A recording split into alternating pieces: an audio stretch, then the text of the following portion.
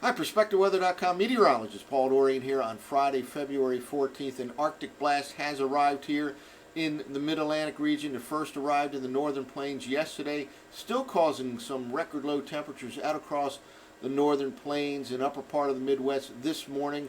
By tomorrow morning, likely to see some records fall in the Mid-Atlantic region and the northeast U.S. I expect low temperatures tomorrow morning in the suburbs of Philadelphia down to the 10 to 15 degree range. Some of the coldest readings so far this season, probably down to the same levels, 10 to 15 degrees just north and west of New York City, maybe down to the middle to upper teens in the D.C. metro region. Stays quite cold on Saturday as well below normal both today and tomorrow. But as has been the case for much of the winter season, cold air outbreak will not last all that long in the Mid-Atlantic region or the northeast U.S. The temperatures will ease noticeably on Sunday with high temperatures back up in the 40s and probably well into the 50s early next week ahead of the next cold front that looks like it'll bring rain to the Mid-Atlantic region on Tuesday night time period before another cold air mass arrives at midweek. Before we get into the current weather situation, I thought I'd take a look at a couple teleconnection indices. We typically talk about the Arctic Oscillation and North Atlantic Oscillation, the NAO, this time of the year.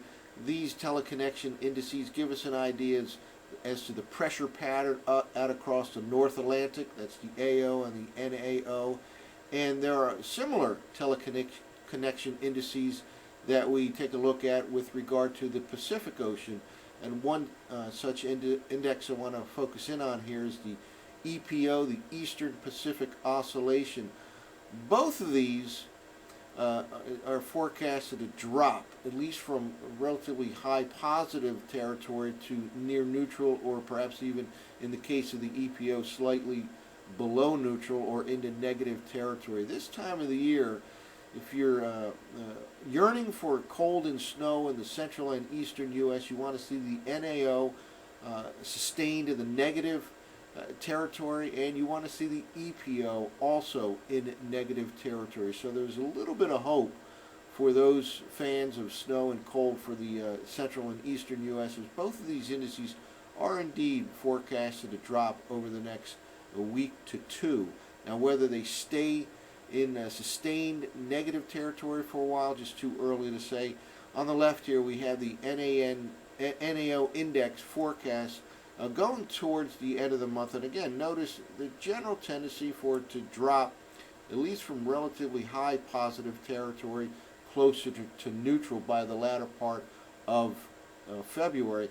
Meanwhile, the EPO, which has been positive for a persistent period over the last several weeks, is forecasted to drop and actually reaching negative territory towards the latter part of February. So both of these tend to support the idea that winter may not be over yet in the central and eastern U.S. Indeed, we have an Arctic outbreak right now, but the fact that the NAO is currently in positive territory is one reason why this cold air outbreak will not be sustained. Again, we get back to more moderate chill on Sunday and then mild conditions for Monday and Tuesday of next week here in the Mid-Atlantic region. But again, both of these indices tend to drop over the next couple of weeks, so we'll see what kind of impact that could have in the central and eastern U.S. as we progress through the month of February and indeed turn into March.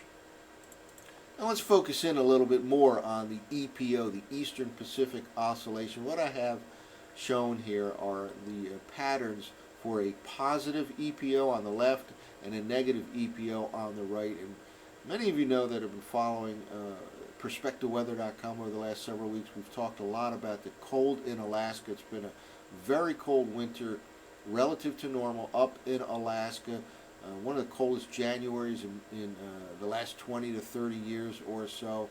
And it kind of goes along with a positive EPO.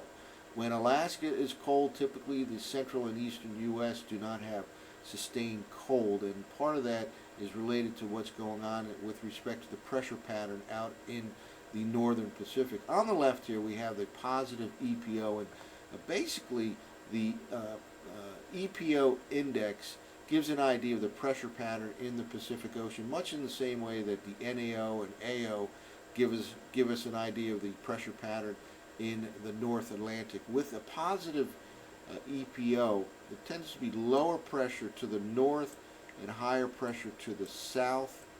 And what that does is it promotes a jet stream basically from west to east, slamming into the northwest coast of the U.S., the western coast of Canada. It bottles up cold air over Alaska. Indeed, they have had a very cold winter, December and January going into February, very cold relative to normal. And that's typical of a positive EPO pattern. But when you have this fast Pacific jet coming, slamming into the west coast of Canada, the northwest coast of the U.S., what it does is it tends to inhibit cold air masses from dropping southeast from Alaska into south central Canada, into the central and eastern U.S. In other words, this strong jet flow here slamming into the west coast of North America bottles up the cold air in Alaska, and that's indeed what has happened quite often over the last couple of months.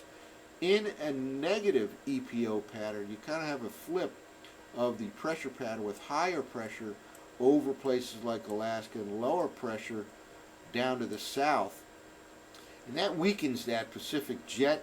It tends to help to form a ridge that pops up to the north over Alaska. Alaska warms up, and the central and eastern U.S. tend to chill down. And again, there are some signs that the EPO may flip from a positive pattern to a negative pattern over the next couple of weeks. And indeed, if you start seeing warmer than normal conditions in Alaska, that could be the first signs that it may turn for a more sustained period of cold in the central and eastern U.S. So just a couple things we'll watch out for over the next week to 10 days to 2 weeks or so, the NAO and the EPO. Well, let's now focus in on the current weather situation. Again, we have an Arctic air mass that has arrived in the mid-Atlantic region. It is still continuing to cause some record or near record low temperatures out across the northern plains, upper part of the Midwest. And here is that area right now where there are numerous record lows or near record lows. Way up in Minnesota, it's as low as 31 below right now, a record for the date in Hibbing, Minnesota. Down to Chicago, at or below zero, many areas here, 7 below. The western part of Chicago, a daily record for that particular location. This whole area will move to the east by tomorrow morning. I expect to see numerous near record or record lows in the eastern part of the Great Lakes, the eastern part of the Ohio Valley, the Mid-Atlantic, and the Northeast U.S. Again, temperatures could bottom out not far from 10 degrees in some of the suburbs of, let's say, Philadelphia and New York City by tomorrow morning. And indeed, I do expect some record or near record lows in much of the northeastern part of the nation on Saturday morning. Well, let's take a look at the operational run of the GFS from 060 last night. Again, Arctic air has moved from the northern plains all the way across the Great Lakes into the northeastern quadrant here, and we have high pressure over the northern plains right now, and that same high pressure system will move to the east by overnight tonight, and that will help to cause some excellent radiational cooling conditions late tonight in places like D.C., Philadelphia, New York City. Winds will be strong during the day out of the northwest, but then they'll diminish later on tonight, and the diminishing wind going along with clear skies really sets us up for a drop in temperatures, again way down to perhaps near 10 degrees in some suburbs of Philadelphia by tomorrow morning.